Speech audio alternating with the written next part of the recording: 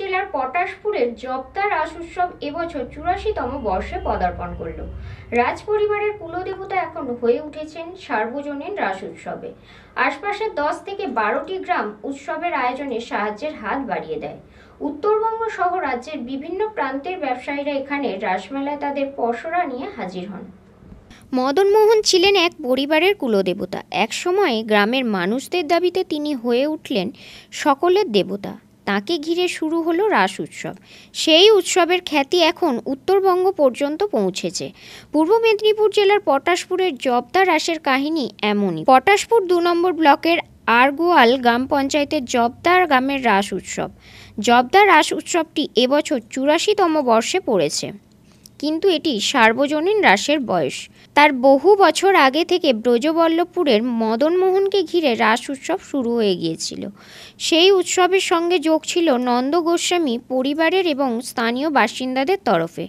কিভাবে ব্রজবল্লভপুরের মদন মোহন জবদায় গিয়ে সার্বজনীন হলেন, সেই ঘটনা জানার আগে মদন মোহনের কুলদেবতা হিসাবে প্রতিষ্ঠার ইতিহাস জেনে নেওয়া যেতে পারে। নন্দ গোস্বামীর পরিবার ব্রজবল্লভপুরের আদি বাসিন্দা নয়। নন্দ গোস্বামীর পরিবারের প্রবীণ সদস্য বলাই চাঁদ নন্দ গোস্বামী স্মৃতিচারণা করেছিলেন তাদের কুলদেবতার কাহিনীর বিষয়ে। তিনি জানালেন, নন্দ গোস্বামী ছিলেন এলাকার জোদ্দার। এক সময়ে তাদের পরিবারে প্রতিষ্ঠা করা হয় কুলদেবতা মদন মোহনকে।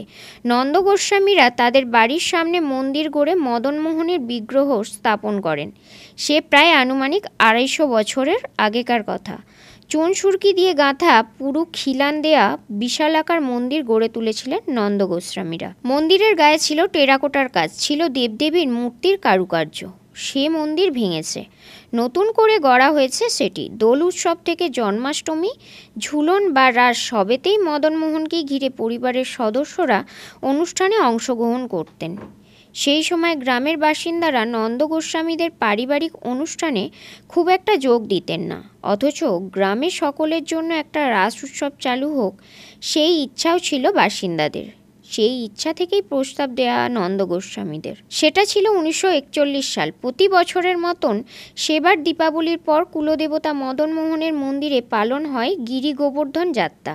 সেই অনুষ্ঠানে নিমন্ত্রিত ছিলেন গ্রামের প্রবীণ কয়েকজন। প্রসাদ খেতে খেতে ননীগোপাল নন্দ গোস্বামী, নরেন্দ্রনাথ জানা, বলাই গোস্বামীর মতো প্রবীণরা প্রস্তাব দেন ব্রজবল্লভপুরের রাস উৎসব গ্রামের সকলের করে দেওয়া হোক। সেই মতো কথাবার্তাও শুরু হয়। প্রথমে কিছুটা দ্বিমত প্রকাশ করেছিলেন নন্দ গোস্বামীর পরিবারের কর্তা অঘোলচন্দ্র গোস্বামী। পরে অবশ্য প্রস্তুতি শুরু হয় মদন মোহনকে জবদায় নিয়ে আসার। জবদা মাঠে একটি কদম গাছ ছিল। সেই কদমতলায় প্রথম মন্দির থেকে মদন মোহনকে এনে রাস পূর্ণিমার উৎসব শুরু হয়। প্রতিযোগিতা হয়েছে একটি বিভাগ। সেই প্রতিযোগিতা যথাসময়ে এই ৮৪তম রাসমেলার আনুষ্ঠানিক উদ্বোধন শুরু হবে আগামী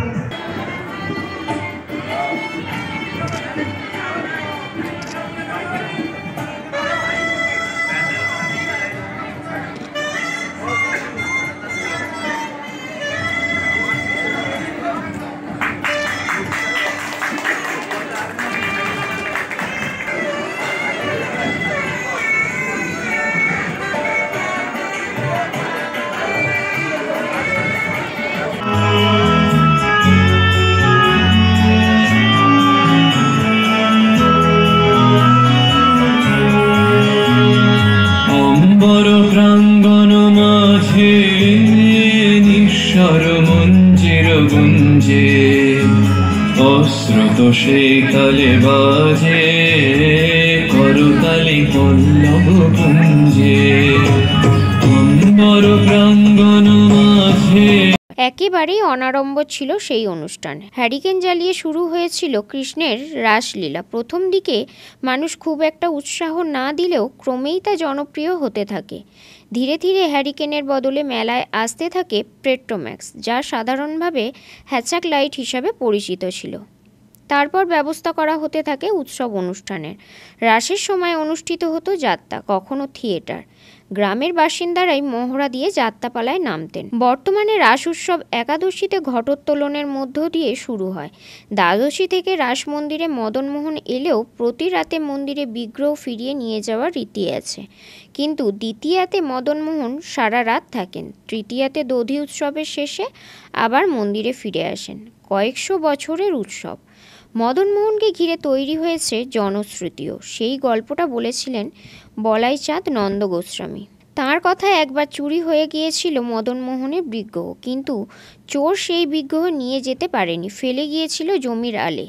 কিন্তু পরিবারের সদস্যরা তা জানতেন না। পরে এক সদস্যকে স্বপ্নাদেশ দেন। গ্রামের লোকজন জমিতে গিয়ে খুঁজে পান বিগ্রহ। পারিবারিক উৎসব সার্বজনীন হয়ে কেমন রূপ পেয়েছে তার প্রমাণ উৎসবের প্রস্তুতিতেই পাওয়া যায়। আশপাশের 10 থেকে 12টি গ্রামের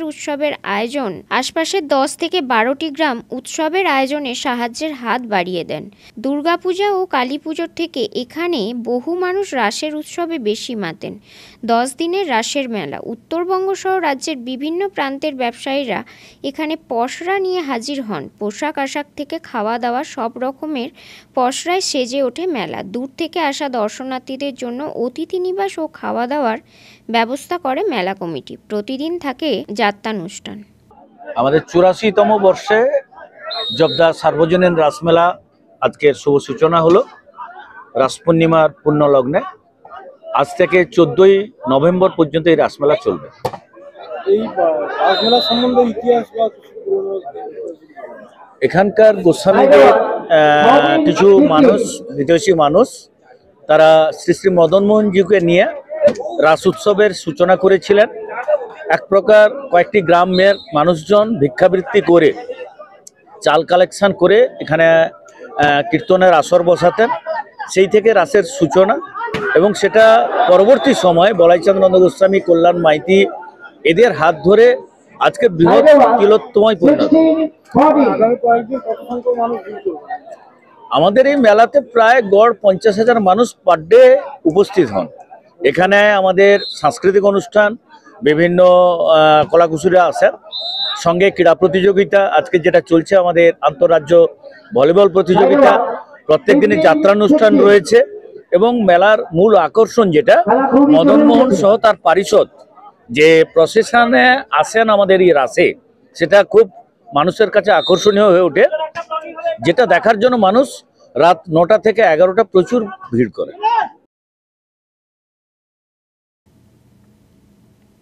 পুলক পেরার রিপোর্ট, খবর BCBS।